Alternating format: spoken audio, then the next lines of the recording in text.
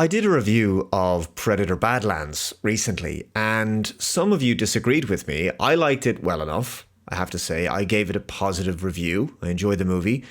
I thought it was a decent sci-fi action popcorn film. Not great, but a fun watch. But the reason why I was forgiving of some of its flaws was because I'm not really a big fan of the Predator or, indeed, Alien franchises. So it didn't bother me that the film was lacking in certain areas that hardcore fans would pick up on. But then again, I liked Alien vs. Predator, the movie from 2004, and that film was generally not considered to be great by many Alien fans. I suppose I could kind of compare my position here to a casual audience member who likes the Star Trek Kelvin timeline films. As a hardcore Trek fan, I don't like those movies because they don't feel like real Star Trek films to me. They feel like brainless action movies, but a casual cinema goer who doesn't know or care much about Star Trek might just like them as some light escapism, as an action thrill ride with lots of pew pew pew and explosions. Maybe that's what they're looking for, right? They have very different expectations for what a Star Trek story should be when comparison to someone like myself. And it's possibly the same for me when it comes to something like Predator Badlands. My expectations were different to that of a hardcore Predator fan. So I was evaluating the film entirely in a standalone capacity. So I guess I'm not the best qualified to critique this Predator franchise because it's not really my thing to begin with. I think Badlands was enjoyable on its own merits, taken on its own, but then again, I wasn't watching it and making my comparisons to the first few Predator movies. With all of that said, it does appear that the film was generally well received by most audiences.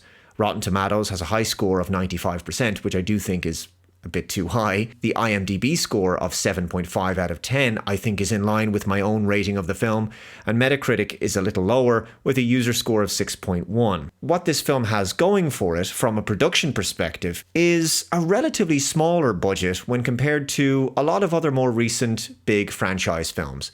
This film's budget is $105 million, which makes it, I suppose, easier for the film to break even. Its opening weekend was okay, but not great. As per Box Office Mojo, it made $40 million domestically. Unfortunately, the second weekend for Predator Badlands saw the film drop by 67.5% to just $13 million domestically. So far it's grossed $66.3 million in the US and $70 million internationally for a combined total of $136 million worldwide.